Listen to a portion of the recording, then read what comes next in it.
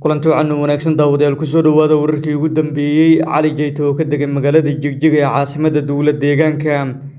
kulamo kala duwan uu la qaadanaya madaxda dowlad deegaanka haddaba maxay tahay waxyaabaha uu kala hadlayo ciidamo fara badan oo ka yimid galmudug oo soo gaaray gobolka hiiraan maxay tahay qorshahooda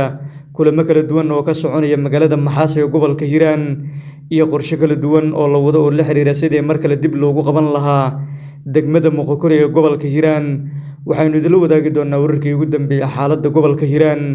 iyo kulamada kala duwan ee ka soconaya dalka Itoobiya haddii aynu ku bilowno ergeyga gaarka ah ee madaxweynaha Jamhuuriyadda Federaalka Soomaaliya Xasan Sheekh Maxamuud oo qaabilsan arrimaha ciidamada deegaanka Cali Jeyto Cusmaan ayaa waxa uu gaaray magaalada Jigjiga ee caasimadda dowlad deegaanka Soomaalida Cali Jeyto ayaana halkaasi waxa uu kulamo kala duwan uu kula qaadan doonaa madaxda dowlad deegaanka Soomaalida isagoona kala hadlayo dagaalka ka dhanka ah kooxda Al-Shabaab dowlad deegaanka ayaana markana waxay u muuqdaan inay garab istaag u muujinayaan ciidamada dadka deegaanka ee dagaalkaada kula jira kooxda Al-Shabaab iyadoona sidoo kale ballanqaadyo kala duwan hore loogu sameeyay Cali Jeyto ayaana waxa uu la kulmayaa madaxweynaha dowlad deegaanka Soomaalida Mustafa Maxamed Cagjar waxaana uu sidoo kale uu kala hadlayaa sidii markaasi garab istaag loogu muujin lahaa ciidamada dadka deegaanka maadaama ay dowladda federaalka Soomaaliya ay ka waayeen garabka ay markaasi ay ka mudnaayeen waxa uu Cali Jeyto markaasi uu taageeray ciidan iyo sidoo kale mid dhaqaalaba uu weydiisanaya dowladda Itoobiya si ay door firfircoon oo muuqda ay ugu qaadato garab istaagna markaasi loogu muujiyo Cali Jeyto Cusmaan Cali Jeyto ayaa waxa uu la kulmi doonaa saraakiisha ciidamada waddanka Itoobiya isagoona sidoo kale warbixin guud ka siin doona dagaalka ay markaasi ay ku jiraan dadka reer Hiiraan iyo sidoo kale howlgallada kala duwan ee xilligan ka soconaya gobolka Hiiraan waxa uu markaasi u ballan qaaday Cali Jeyto inuu garab istaag u muujin doono ciidamada markaasi dadka deegaanka isagoona sidoo kale sheegay in uu garab istaagba uu markaasi uu ka helay dowladda federaalka ee waddanka Itoobiya maalin ka hor ayaana sidoo kale dowladda federaalka ee waddanka Itoobiya waxay markaasi ay magaalada Feerfeer ee gobolka Hiiraan ay markaasi ay keentay agabyo kala duwan oo loogu talagalay ciidamada dadka deegaanka iyadoona sidoo kale markaasi ciidamadu u diyaar garoobayaan dagaal ka dhan ah kooxda Al-Shabaab oo markaasi laga fulinayo dadka markaasi deegaanka ayaana waxay qorsheynayaan qorshoodii ugu dambeeyay iyo sidoo kale dagaalka ka dhanka ah kooxda Al-Shabaab Cali Jeyto ayaana sidoo kale waxa uu markaasi uu hore u sheegay in uu dhowr jeer oo kala duwan uu garab istaag uu ka helay ciidamada dowlad deegaanka Soomaalida iyo sidoo kale dowladda federaalka ee waddanka Itoobiya agabyada kala duwan oo ay dowladda federaalka waddanka Itoobiya ay maalin ka hor ay ku wareejisay gudoomiyaha maamulka gobolka Hiiraan Muuse Salaad Weheli ayaana sidoo kale waxa uu ahaa mid markaasi loogu talagalay ciidamada dadka deegaanka ee dagaalkaada kula jira kooxda Al-Shabaab waxaa sidoo kale la qorsheynayaa in mar kale dowladda federaalka ee waddanka Itoobiya ay markaasi garab istaag u muujiso ciidamada dadka deegaanka iyadoona sidoo kale markaasi soo wakiilanayso Cali Jeyto Cusmaan oo hore markaasi dagaalo adag ula galay kooxda Al-Shabaab qorshahan ayaana sidoo kale waxa uu yahay qorshe ka duwan qorshayaashii hore waxaa markana muuqanayso in dadka reer Hiiraan oo garab ka waayay dowladda federaalka Soomaaliya ee markan ay garab ay ka helayaan dowladda Itoobiya iyadoona sidoo kale dowladda Soomaaliya dhowr jeer oo kala duwan baaqyo loo diray taas oo la xiriirta inay markaasi ay garab istaag u muujiso dadka reer Hiiraan hase yeeshee dowladda Soomaaliya ayaana arrintaasi lagu waayay waxaana u muuqanaysaa markan Itoobiya inay garab ay siinayso dhinaca kalena haddii aynu eegno ciidamo fara badan oo ka yimid dhinaca dowlad goboleedka Galmudug ayaa waxay gaareen magaalada Maxaas ee gobolka Hiiraan ciidamadan ayaana sidoo kale waxaa hogaaminaya saraakiil kala duwan iyo mas'uuliyiin ka soo ambabaxay magaalada Muqdisho kuwaas oo tagay magaalada Dhuusamareeb intaasi kadibna ciidamadan ayaa waxay markaasi ay soo gaareen degmada Maxaas ee gobolka Hiiraan halkaas oo ay markaasi ay ka bilowdeen kulamo kala duwan oo looga hadlayo dagaalka ka dhanka ah kooxda Al-Shabaab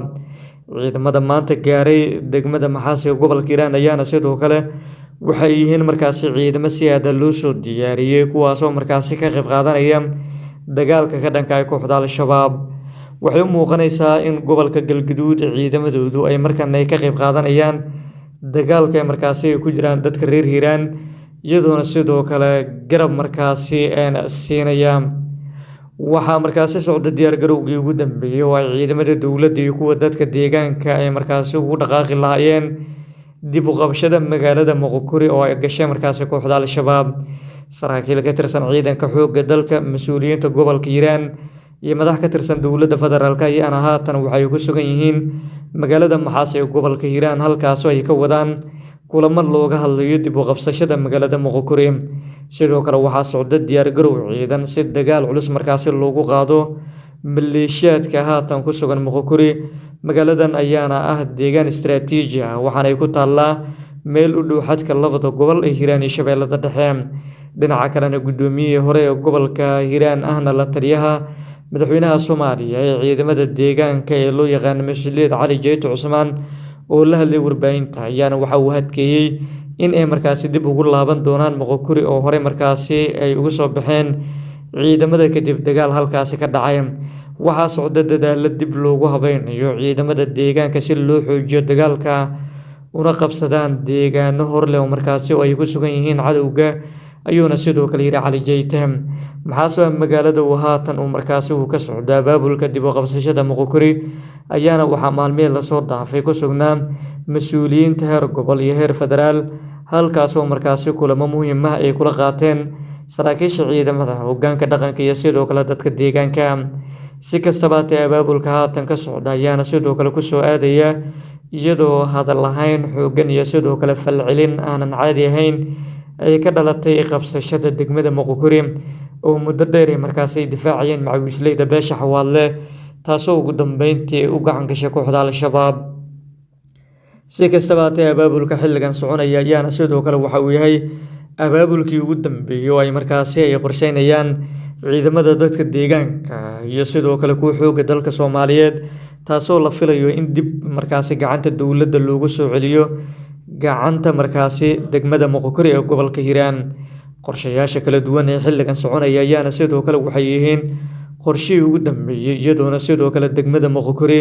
ee gobolka Hiiraan ay markaasi ay ka mid tahay meelaha istiraatiijiga. Maxaas ayaana sidoo kale abaabulka ugu badan uu xilligan ka soconayaa, taasoo la xiriirta in markaasi lasii dardargeliyo dagaalka ka dhanka ah kooxda Al-Shabaab.